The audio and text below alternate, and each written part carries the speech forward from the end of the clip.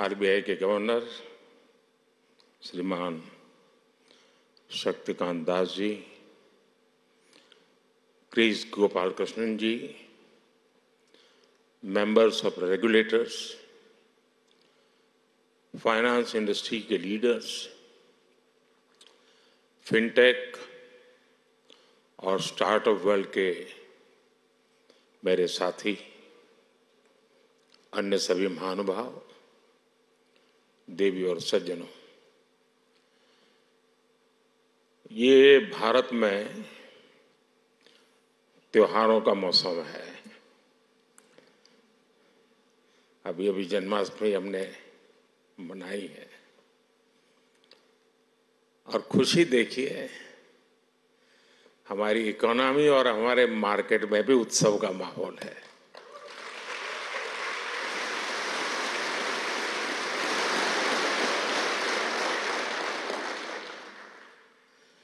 इस festive mood में ये ग्लोबल फिनटेक फेस्टिवल हो रहा है।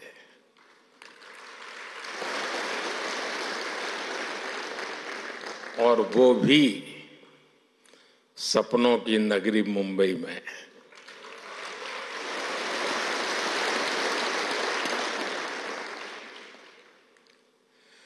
मैं देश और दुनिया से आए यहाँ सभी मेहमानों का अभिनंदन करता हूँ, स्वागत करता हूँ।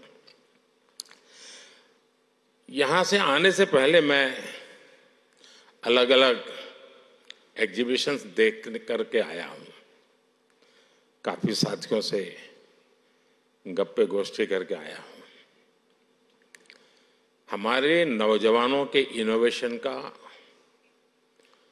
और फ्यूचर की संभावनाओं का एक पूरा नया संसार वहां दिखाई दे रहा है।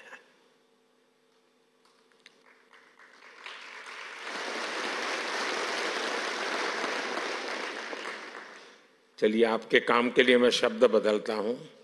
एक पूरी नई दुनिया दिखाई दे रही है।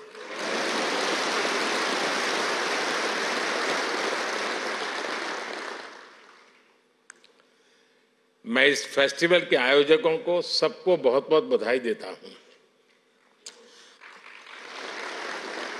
साथियों, यहां बड़ी संख्या में विदेशों से हमारे मेहमान भी आए हैं। एक समय था जब लोग भारत आते थे तो हमारी कल्चरल डाइवर्सिटी देखकर दंग रह जाते थे, हैरान हो जाते थे। अब लोग भारत आते हैं तो हमारी फिनटेक डाइवर्सिटी को देखकर भी हैरान होते हैं।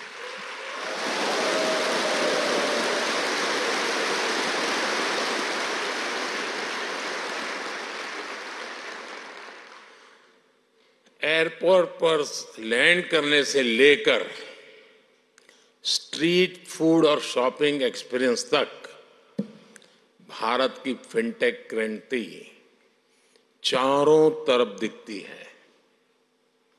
पिछले 10 साल में फिनटेक स्पेस में $31 बिलियन से ज्यादा का निवेश हुआ है।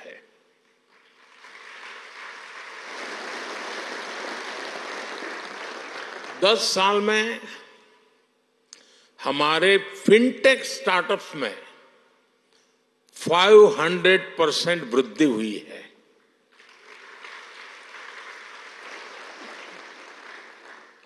सस्ते मोबाइल फोन, सस्ते डेटा और जीरो बैलेंस जनधन बैंक खातों ने भारत में कमाल कर दिया है।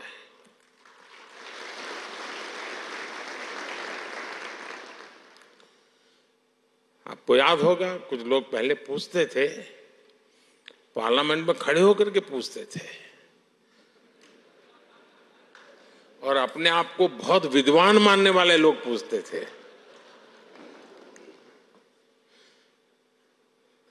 सरस्वती जब बुद्धि बांट रही थी तो वो रास्ते में पहले ही खड़े थे।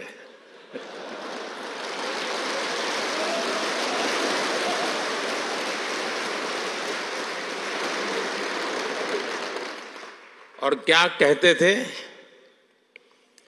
वो पूछते थे कि भारत में बैंक इतनी ब्रांचेज नहीं है, गांव-गांव बैंक अवेलेबल नहीं है, इंटरनेट नहीं है, यहां तक पूछ लेते थे बिजली भी तो नहीं है, रिचार्जिंग कहां होगा, फिनटेक क्रांति कैसे होगी,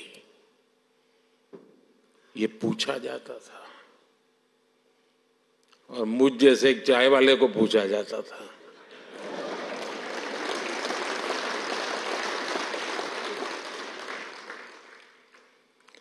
लेकिन आज देखिए, एक दशक में ही भारत में ब्रॉडबैंड यूजर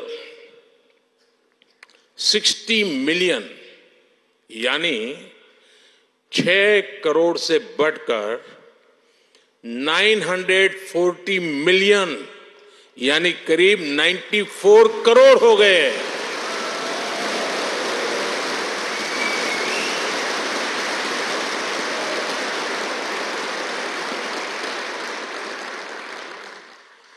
आज 18 वर्ष से ऊपर का शायद ही कोई भारतीय हो जिसके पास उसकी डिजिटल आइडेंटिटी आधार कार्ड नहीं है।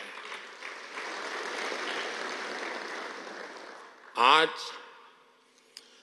530 मिलियन यानी 53 करोड़ से अधिक लोगों के पास जनधन बैंक खाते हो गए हैं। यानी 10 साल में हमने एक प्रकार से पूरी यूरोपियन यूनियन के बराबर आबादी को बैंकिंग सिस्टम से जोड़ा है।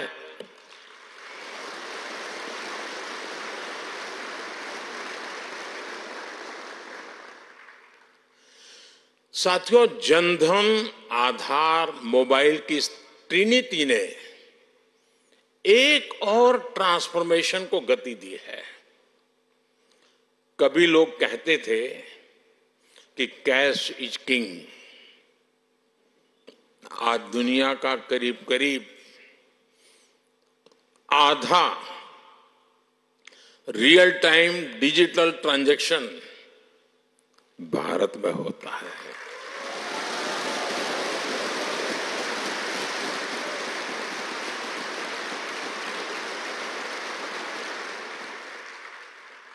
पूरी दुनिया में भारत का यूपीआई फिनटेक का बहुत बड़ा उदाहरण बन गया है। आज गांव हो या शहर, सर्दी हो या गर्मी, बारिश हो या बर्फ गिर रही हो, भारत में बैंकिंग सर्विस 24 घंटे 7 दिन 12 महीने चलती रहती है। कोरोना के इतने बड़े संकट के दौरान भी भारत दुनिया के उन देशों में था जहां हमारी बैंकिंग सर्विस बिना किसी दिक्कत के चलती रही।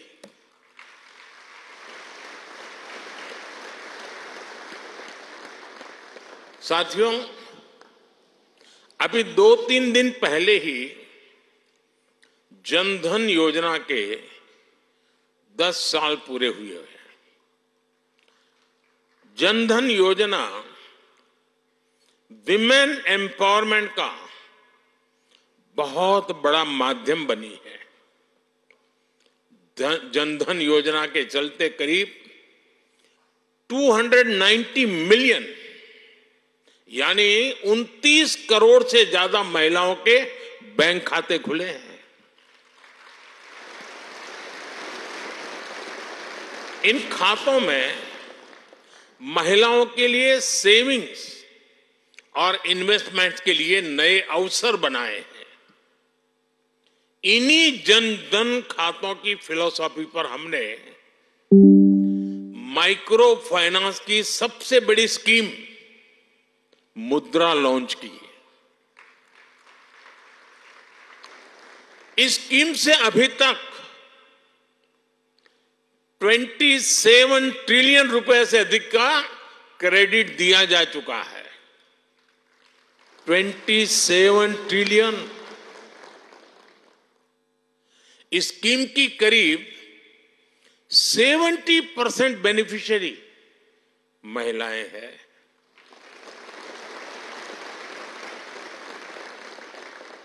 जनधन खातों ने महिलाओं के सेल्फ हेल्प ग्रुप्स को भी बैंकिंग से जोड़ा।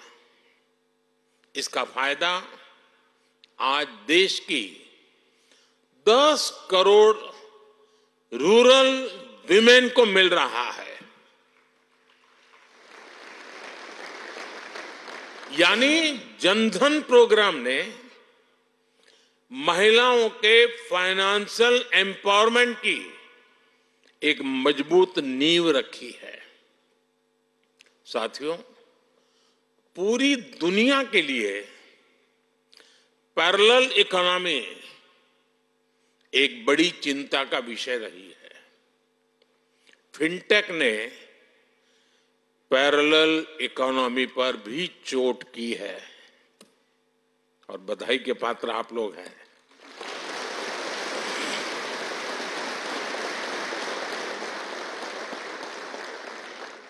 आपने ये भी देखा है कि कैसे हम भारत में डिजिटल टेक्नोलॉजी से ट्रांसपेरेंसी लेकर आए हैं। आज सरकार की सैकड़ों स्कीम्स के तहत डायरेक्ट बेनिफिट ट्रांसफर किया जाता है। इसमें सिस्टम से लीकेज बंद हुई है। आज लोगों को फॉर्मल सिस्टम से जुड़ने में अपना लाभ नजर आता है। साथियों, भारत में फिनटेक की वजह से जो ट्रांसफॉर्मेशन आया है वो सिर्फ टेक्नोलॉजी तक ही सीमित नहीं है। इसका सोशल इंपैक्ट बहुत व्यापक है।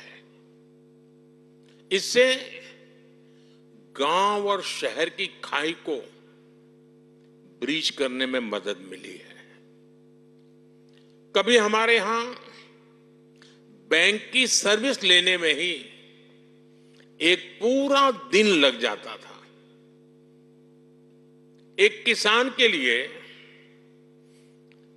एक मछुआरे के लिए, एक मिडिल क्लास परिवार के लिए ये बहुत बड़ी मुसीबत थी। फिनटेक ने इस समस्या को दूर किया। कभी बैंक सिर्फ एक बिल्डिंग तक सीमित हुआ करते थे, आज बैंक हर भारतीय के मोबाइल में सिमट गए हैं।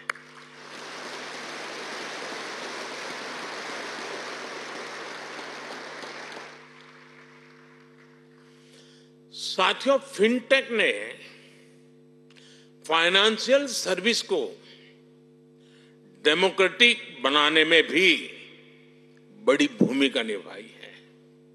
Loan, credit card, investment, insurance जैसे प्रोडक्ट सबके लिए आसानी से सुलभ हो रहे हैं। फिनटेक ने एक्सेस टू क्रेडिट को भी आसान और इंक्लूसिव बना दिया है।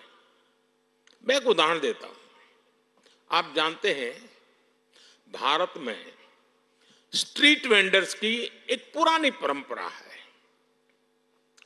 लेकिन वो फॉर्मल बैंकिंग से बाहर थे। फिनटेक ने इस स्थिति को भी बदल दिया। आज वो पीएम स्वनिधि योजना से कोलेटरल फ्री लोन ले पा रहे हैं। डिजिटल ट्रांजैक्शन रिकॉर्ड के आधार पर उनको बिजनेस बढ़ाने के लिए और लोन मिलता रहता है। कभी शेयर और म्यूचुअल फंड जैसे प्रोडक्ट में इन्वेस्टमेंट बड़े शहरों में ही संभव था, आज गांव और कस्बों में भी इन्वेस्टमेंट के इस एवेन्यू को बड़ी संख्या में एक्सप्लोर किया जा रहा है।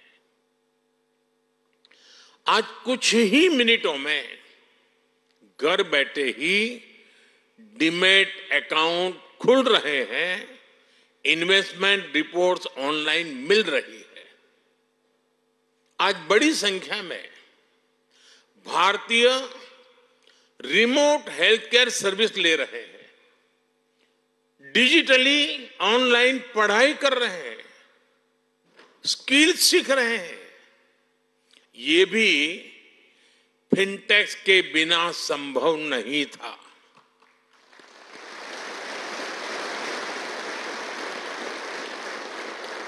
यानी भारत की फिनटेक क्रांति dignity of life, quality of life, उसको बेहतर बनाने में भी बड़ा रोल निभा रही है। साथियों, भारत की फिनटेक क्रांति की उपलब्धि सिर्फ इनोवेशंस के लिए ही नहीं, बल्कि एडॉप्शन लेकर के भी है। भारत की जनता ने जिस स्पीड और स्केल पर फिनटेक को एडॉप्ट किया है, उसका उदाहरण कहीं और नहीं मिल सकता। इसका एक बड़ा क्रेडिट हमारे डिजिटल पब्लिक इंफ्रास्ट्रक्चर डीपीआई को भी जाता है और हमारे फिनटेक्स को भी जाता है।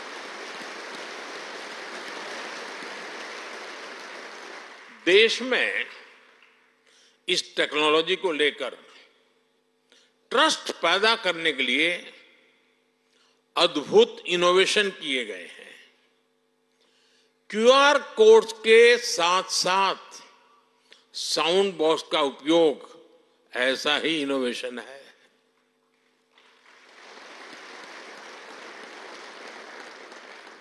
हमारे फिनटेक सेक्टर को सरकार के बैंक सखी कार्यक्रम का भी अध्ययन करना चाहिए। और मैं सब फिनटेक के वाले नौजवानों को कहना चाहता हूं, ये बैंक सखी है क्या?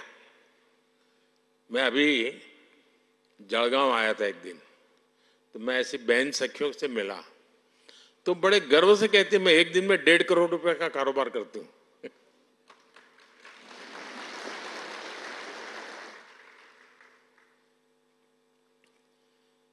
क्या कॉन्फिडेंस! और एक गांव की महिला थी वो। हमारी बेटियों ने गांव गांव में बैंकिंग को, डिजिटल अवेयरनेस को जिस प्रकार फैलाया है, उससे फिनटेक को एक नया बाजार मिला है। साथियों, 21वीं सदी की दुनिया बहुत तेजी से बदल रही है। करेंसी से क्यूआर कोड तक की यात्रा में सदियां लग गई, लेकिन अब हर रोज हम नए इनोवेशन देख रहे हैं। डिजिटल ओनली बैंक्स और नियो बैंकिंग जैसे कंसेप्ट हमारे सामने हैं। डिजिटल ट्विंस जैसी टेक्नोलॉजी डेटा आधारित बैंकिंग को नेक्स्ट लेवल पर ले जा रही है। इससे रिस्क मैनेजमेंट, फ्रॉड डिटेक्शन और कस्टमर एक्सपीरियंस सब कुछ बदलने वाले हैं।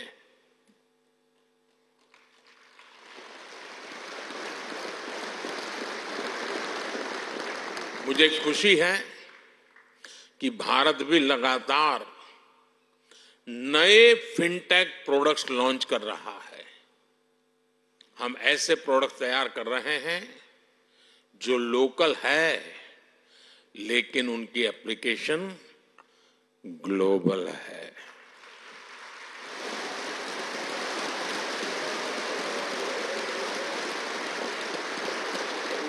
आज ओएनडीसी यानी open network for digital commerce online shopping को इंक्लूसिव बना रहा है। ये छोटे बिजनेस, छोटे एंटरप्राइजेस को बड़े अवसरों से जोड़ रहा है। अकाउंट एग्रीगेटर्स लोगों और कंपनियों का कामकाज आसान करने के लिए डेटा को यूज कर रहे हैं। ट्रेड प्लेटफॉर्म की मदद से छोटी संस्थाओं की लिक्विडिटी और कैश फ्लो बेहतर हो रहे हैं। ई रूपी एक ऐसा डिजिटल वाउचर बना है जिसे कई रूपों में इस्तेमाल किया जा रहा है। भारत के ये प्रोडक्ट्स विश्व के दूसरे देशों के लिए भी उतने ही उपयोगी हैं। और इसी सोच के साथ हमने G20 प्रेसिडेंसी के दौरान global digital public infrastructure repository बनाने का प्रस्ताव रखा था, जिसे G20 मेंबर्स ने खुले दिल से स्वीकार किया था। मैं AI के दुरुपयोग से जुड़ी आपकी चिंताओं को भी समझता हूं, इसलिए भारत ने AI के एथिकल यूज के लिए ग्लोबल फ्रेमवर्क बनाने का भी आह्वान किया है। साथियों, फिनटेक सेक्टर की मदद के लिए सरकार पॉलिसी लेवल पर हर जरूरी बदलाव कर रही है। हाल में हमने एंजल टैक्स को हटाया है।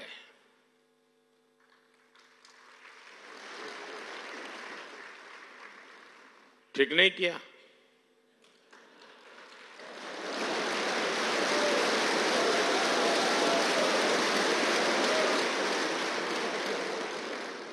नहीं, ठीक किया है ना? हमने देश में रिसर्च और इनोवेशन को बढ़ावा देने के लिए 1 लाख करोड़ रुपए का फंड बनाने की घोषणा की है।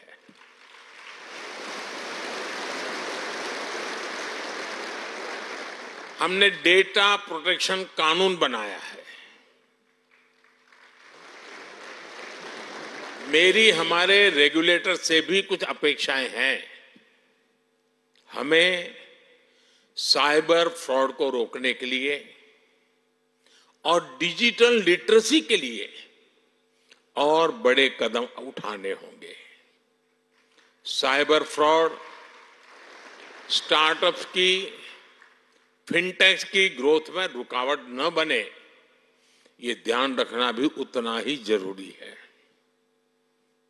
साथियों, पहले के जमाने में बैंक डूबने वाली है या बैंक डूबी है या डूब जाएगी, ये बात फैलते हुए इंपैक्ट होते होते 5-7 दिन निकल जाते थे।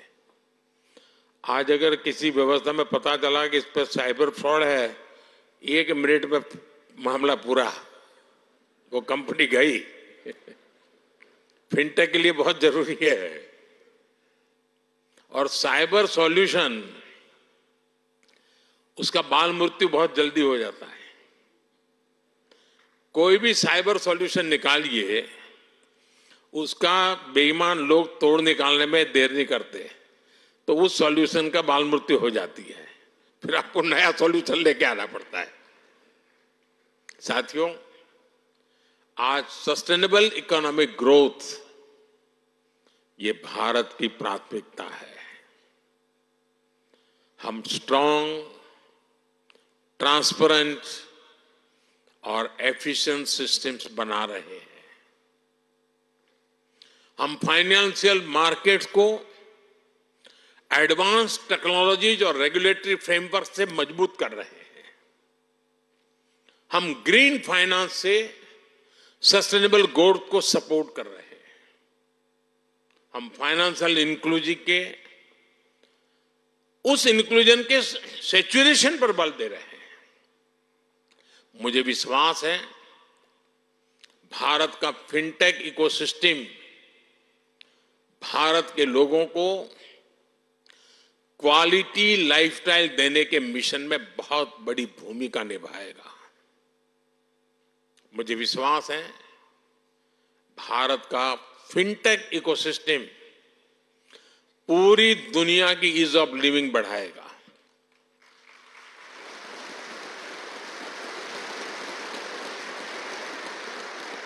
और मुझे मेरे देश के युवाओं की टैलेंट पे इतना भरोसा है, और मैं कहता हूं, बड़े विश्वास से कहता हूं, our best is yet to कम।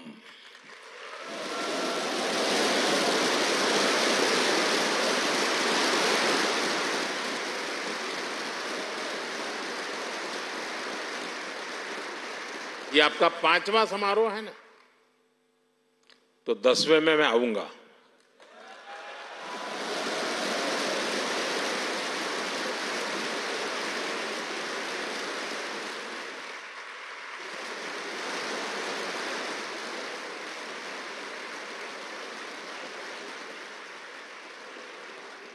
और तब आपने भी कल्पना नहीं की होगी, वहां पर आप भी पहुंचे होंगे दोस्तों।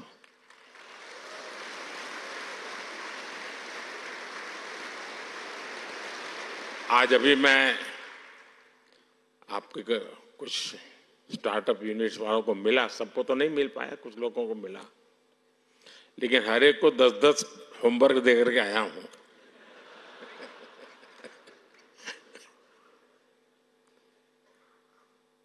क्योंकि मैं समझ सकता हूं कि बहुत बड़ा बदलाव लाने वाला क्षेत्र है साथियों।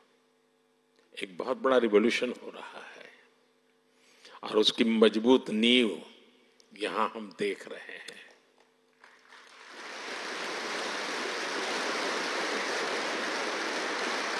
इसी भरोसे के साथ आप सबको मेरी बहुत बहुत शुभकामनाएं, बहुत बहुत धन्यवाद।